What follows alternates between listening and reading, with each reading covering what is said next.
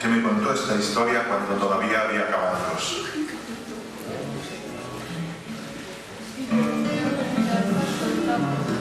Era verano y don Juan, bien cenado, aguardaba el sueño sentado en su corralazo.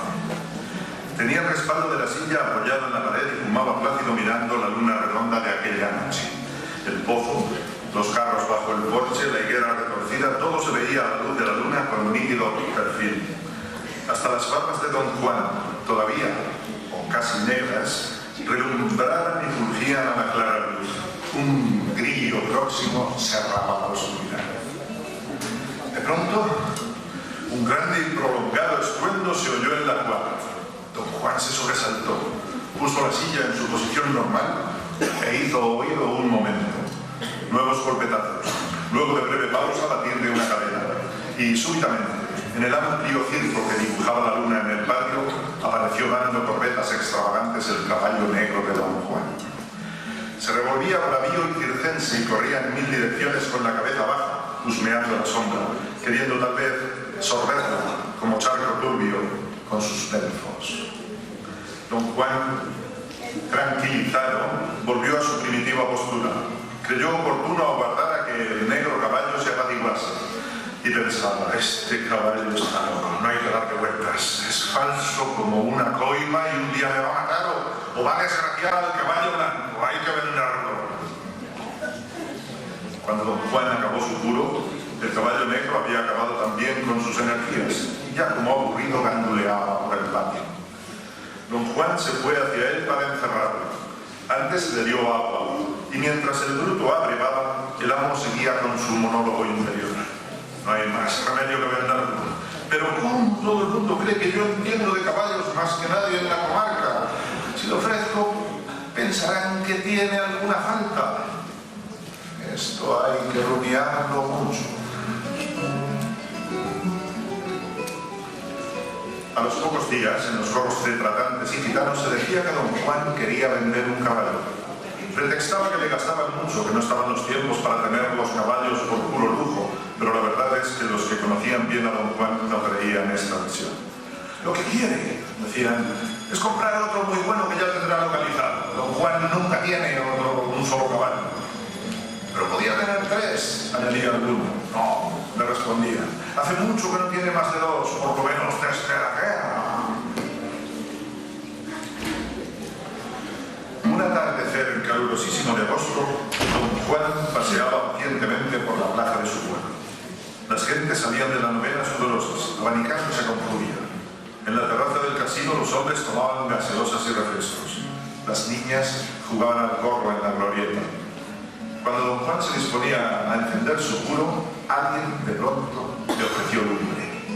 Levantó los ojos y se encontró con Acacio Cruz, el gitano.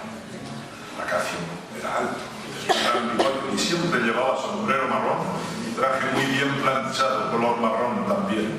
Por esas cosas y porque siempre iba a lavar y planchado, le llamaban el gitano rico. La verdad es que tenía fachada de gobernador con su bastón negro de puño de plata. Acacio, luego de hablar un poco del calorosito, entró en el tema. Don Juan, dice por ahí que vendes un caballo. Sí, eso quiero. Pero Juan, Es igual, los dos son buenos. ¿y cuándo puedo verlo? Cuando quieras, mañana por la tarde. Está bien, don Juan.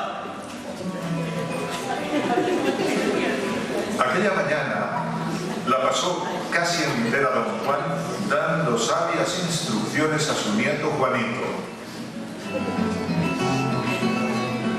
A media tarde llegó Acacio Cruz a casa de don Juan acompañado de su socio, Rafaelito. Si Acacio parecía el gobernador, su socio parecía un facineroso. Era desmadrado, chillón, con la greña en la cara, bailarín y y eternamente sucio y despilachado.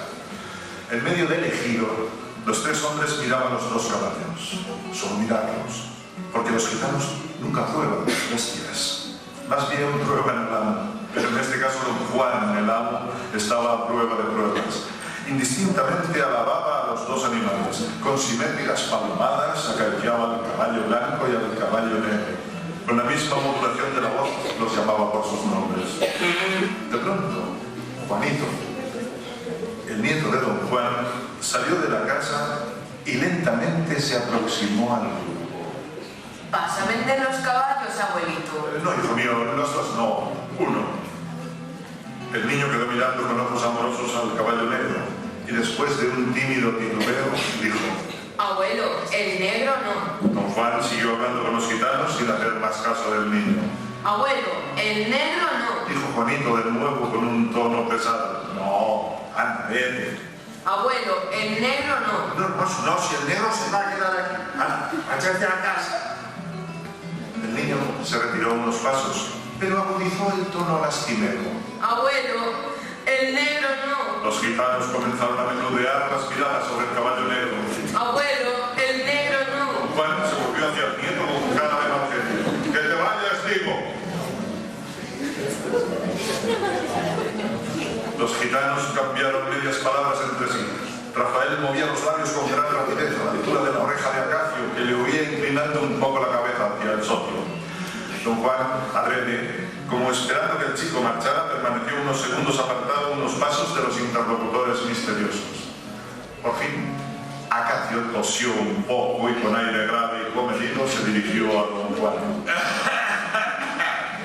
¿Sabe usted que le gusta más el negro?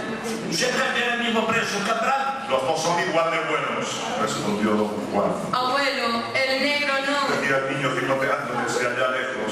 No, no tiene los cabos más feos, Dijo Rafael. Igual sois tan desconfiados que porque al nieto le gusta el negro ya creéis que es el mejor. No es eso. Dijo Rafael con unos ojos cobardes. Sí, hombre, sí, os conozco bien.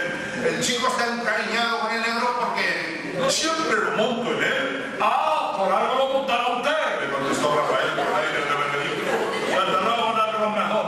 Y valiendo lo mismo, no por lo mismo. Reforzó Rafael, dando una extraña pirueta.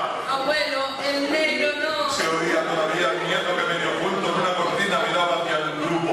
Sí, ha de ser el negro. Añadió Acacio. Bueno, hombre, lo que queráis.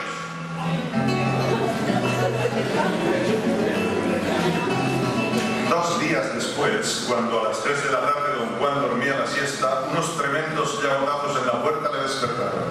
El hombre, restregándose los ojos, se asomó a la ventana por ver quién era. Y era Rafael, el gitano. ¿Qué quiere? El caballo, don Juan, el caballo negro, que es más falso que Judas. Gritaba el gitano bajo la ventana. Los tratos son. Vosotros os empeñasteis, de modo que déjame dormir. Rafael se agarró a la verja de la ventana y pataleaba, casi lloraba. Don Juan. ¡Que me dejes dormir, he dicho! ¡Adiós! Si no vengo a deshacer el trato, don Juan. Si lo que queremos es que nos prestan todo su nieto, a ver si podemos meter el jaco que anoche nos tiró la cuadra.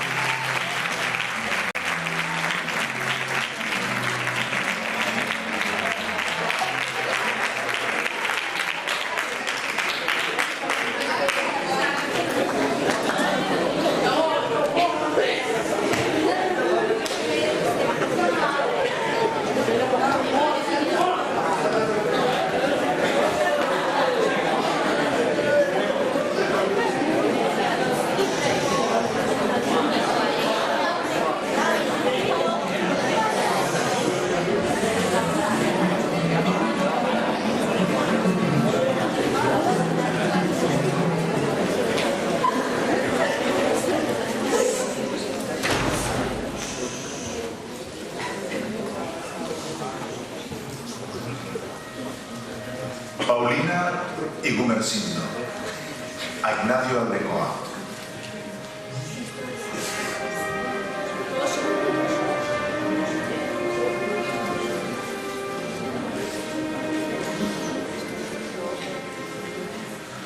La fachada de la casa era una baja pared enjalbegada y un portón ancho, nada más.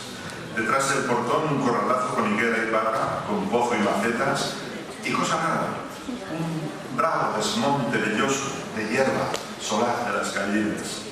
Refiriéndose a él, decía Paulina: cuando hicieron la casa y la cueva, hace 40 años, ese montón de tierra, como le nació hierba y amapolas, mi padre dijo, lo dejaremos.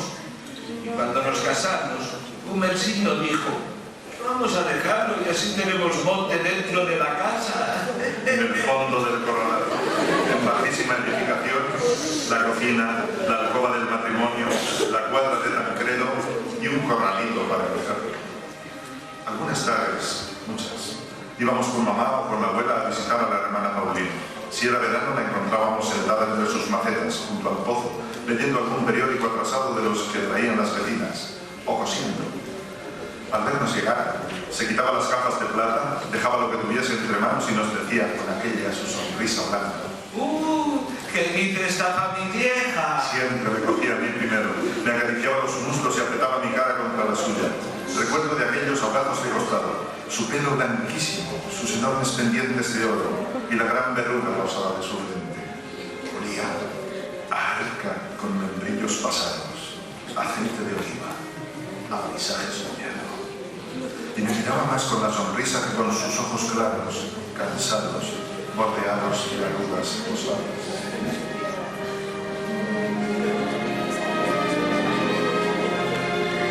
Mientras los niños jugábamos en el corralazo o hacíamos alpinismo en el pequeño monte, ella hablaba con mamá.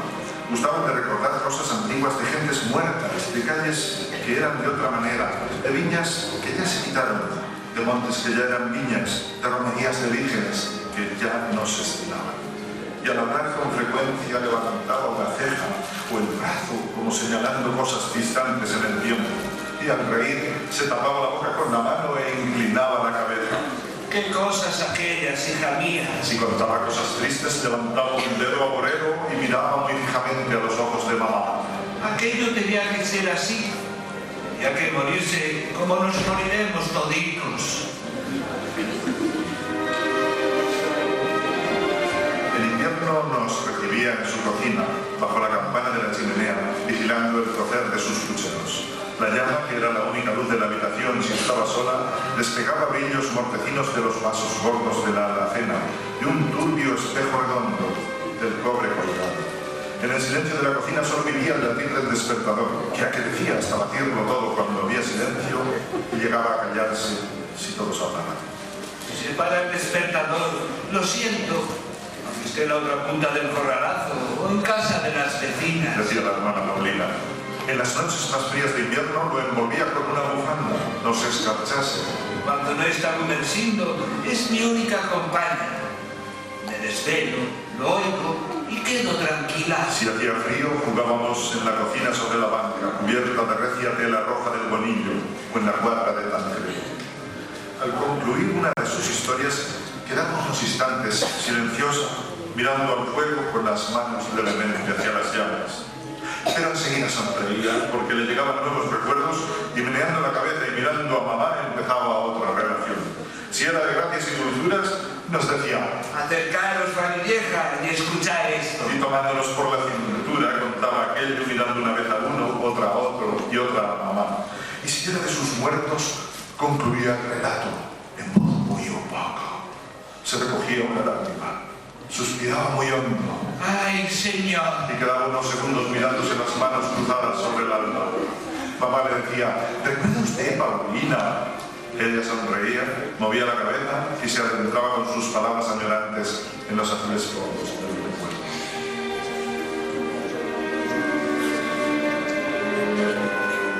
Como se hablaba tanto de la República por aquellos días, una tarde nos contó cuando la Primera República, aquella en la que fue el tío abuelo Vicente Pueblas alcalde, se reunió con sus concejales en el ayuntamiento a tomar la vara. Y lo primero que acordaron fue rezar un Te Deum de gracias por el advenimiento. Te aseguro que si viene ahora no cantarán un Te Deum. Y a la salida de la iglesia, el abuelo Vicente echó un discurso desde el balcón del ayuntamiento viejo. Besó la bandera e invitó con su posada. También nos contaba la revolución de los consumos. De las ventanas de la casa panadería dispararon al pueblo indefenso, que luego asaltó los despachos y tiró los papeles. Mataron a 3. Por la noche llegó la tropa desde Manzanares e hicieron hogueras en la calle de la feria. Y los del ayuntamiento y los consumistas huyeron entre pellejos de vino. Hicieron prisión en el Pósito Nuevo. Otras veces contaban lo de la epidemia del cólera.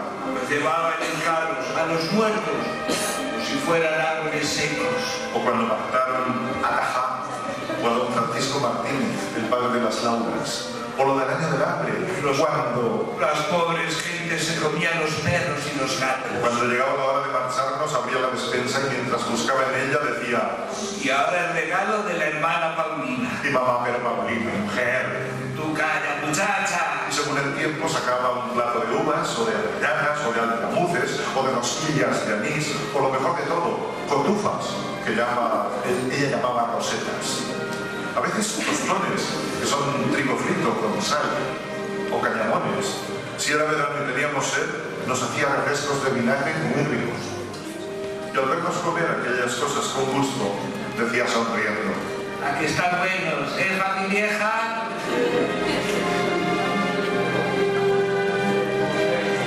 Durante muchos años, los abuelos y luego nosotros, los lunes por la mañana, presenciábamos el mismo espectáculo. Desde muy temprano y con mucha paciencia, Gumersindo comenzaba sus preparativos. En la puerta de la calle estaba el carrito con Tancredo enganchado. Tancredo era un burro entre pardo y negro, con las orejas horizontales y los ojos aguanosos. Lanas antiguas y crisantas le tapizaban la barriga. En su lomo, de siempre, llevaba grabado a tijera su nombre en mayúsculas: Tancredo. Lo primero que colocaba Gumersindo en el fondo de las bolsas del carro era la baraja, luego las alforjas repletas, la bota de media ropa, el botijo, los sacos de pienso para Tancredo, las mantas. Cada una de estas cosas se las iba aparando Paulina. Él, silencioso y exacto, las colocaba en su lugar de siempre. Por último, ataba el arado a la trasera, revisaba el farol y quedaba pensativo. ¿Llevas el vinagre? Sí, Paulina. ¿Y el bicarbonato? Sí, Paulina. ¿Y los puntilleros nuevos? Sí, Correra. ¿Y las tazas? Sí, Paloma. Cuando estaba todo, Gumersindo miraba su reloj, se ceñía el pañuelo de hierbas a la cabeza y, tomando de las manos a su mujer, le decía, como 50 años antes: no dejes de usar el cerrojo por la noche, no vaya a ser que algún loco quiera abusar de tu soledad. Tú vete tranquilo, que tu huerto queda buen seguro. Decía ella, sonriendo. Gumersindo se acercaba más, le daba 2 besos anchos y sonoros y, sin atreverse a mirarla, nervioso, montaba en el carro. ¡Padre! ¡Tancredo! Tancredo arrancaba, lerdísimo, calle de Marcos abajo, y Paulina, hacia adelante, echaba a andar tras él. Paulina, ya está bien, le decía él, moviendo la cabeza. Y la hermana Paulina, sonriendo, seguía: Paulina, vuélvete. Pero Paulina continuaba hasta la calle de la Independencia. Todavía allí permanecía un buen rato, hasta que las voces de él: Paulina, vuélvete, ya no se oían.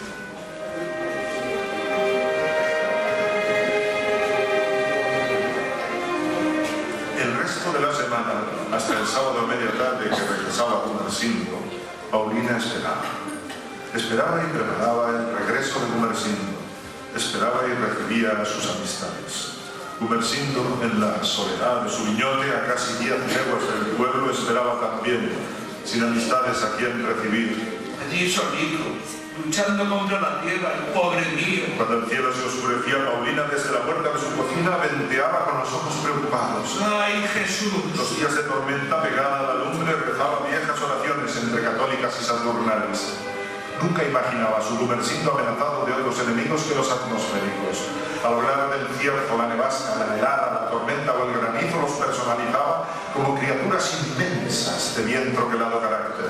El rayo, sobre todo, era, según Paulina, el gran Lucifer de los que andan perdidos por el campo. Santa Bárbara, manda tus luces a un jarán sin nadie. Santa Bárbara, líbralo de todo mal. Quita el rayo del abismo del cantear. tienes a la otra orilla del mar. O aquella otra ejaculatoria entre tradicional y de su propia imaginativa. San Isidro, ampara mi Gumersindo, que el agua moje la tierra en la recién temporal. La nieve venga el domingo, el lunes llegue el granito, a poco de mañana. San Isidro, los pediscos ordenaros jubilar.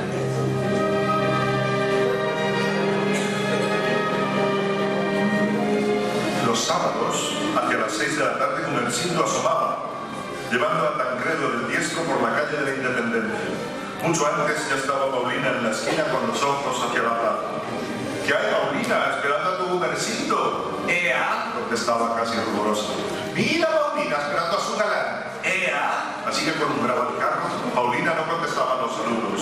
Sus claros ojos, achicados por los años, por los sábados de espera y los lunes de despedida, miraban a lo que ella bien sabía, sin desviarse un punto. Entre la polvareda que levantaban tantos carros el sábado, aparecía la silueta de Gumersindo, delgadito, enjuto, trayendo del Diestro a Tancredo, que buen sabedor de sus destinos, andaba más liviano, con las orejas un poquito alzadas y diríase que una vaga sonrisa en su hocico húmedo.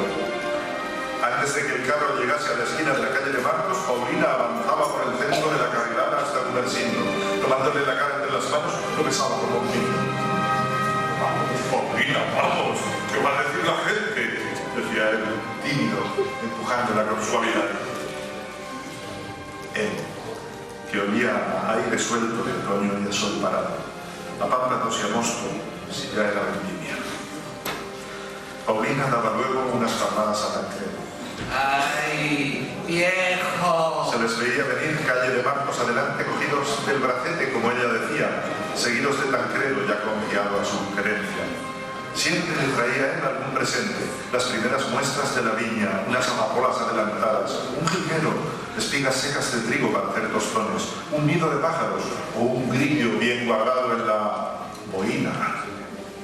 Cierta vez, siempre lo recordaba ella, le trajo una butarda, dorada como un águila, que apeó el propio Gumersindo de un majano con un solo tiro de escopeta. Desuncido el carro y el Tancredo en la cuadra, Paulina le sacaba a su hombre la jofaina, jabón y ropa limpia. Con el agua fría del pozo se atezaba y aseaba según su medida, mientras ella le tenía la toalla y se entraba la ropa sucia. Luego, si hacía buen tiempo, se sentaban los dos junto a una mesita bajo la parra a comer los platos que ella pensó durante toda la semana.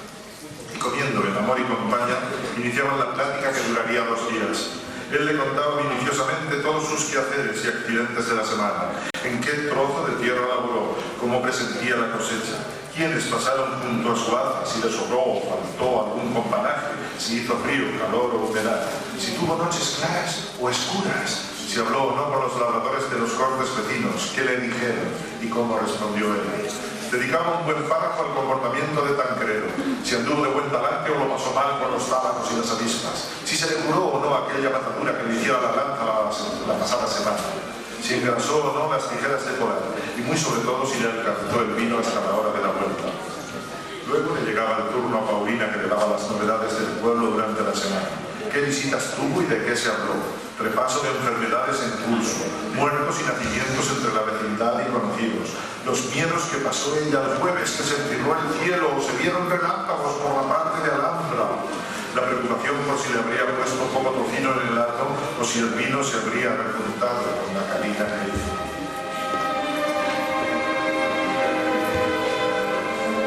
Durante los días que permanecía Gumersindo en el pueblo, nadie nos acercábamos por casa de Paulina. ¿Cómo está Gumersindo? Se veía a la pareja sola, sentada en la puerta si era verano, trabada en sus pláticas. Si en invierno, en la cocina, al amparo del fuego, hablaban mirando las llamas. Las historias de Paulina y Gumersindo eran preferentemente de cosas sucedidas en otros años, relaciones de personas muertas y hechos apenas conservados en la memoria de los vivos. O cuentecillos dulces, pequeñas anécdotas, situaciones breves, a veces meras historias de una mirada o un gesto, de un breve ademán, de un secreto pensamiento que no habló. Pero ella, por lo menudo y prolijo de su charla, les daba dimensiones imprevistas.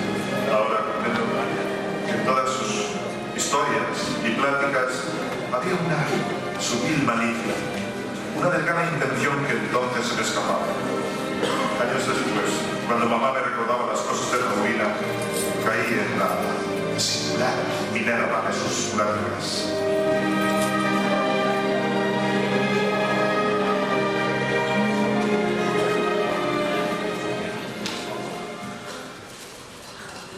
Entre la muerte de Gumersindo y Paulina me dieron pocas semanas. No podía ser de otra manera. Un sábado, Paulina, desde la esquina de la calle de Martos, vio enfilar el carro por Independencia, como siempre. Pero algo le extrañó. Gumersindo no venía a pie con Tancredo del Diestro, según costumbre de 50 años. Impaciente, avanzó calle adelante. Se encontró con el carro a la altura de la Casa de Flores. Detuvo a Tancredo. Gumersindo, liado en mantas, casi tumbado, asomaba una mano en la que llevaba las rabaneras. Venía amarillo, quemado por la fiebre, con los ojos semicerrados. ¿Qué te pasa? Que me llevó la mala Paulina. El cierzo de ayer se me dio al riñón. Lo tapó un poco mejor y tomó ella el diestro de Tancredo. Caminaba con sus ojos claros, inmóviles. Los vecinos le preguntaban: ¿qué pasa, Paulina? Ella seguía sin responder, mirando a lo lejos, bien sujeto al colizar del viejo Tancredo.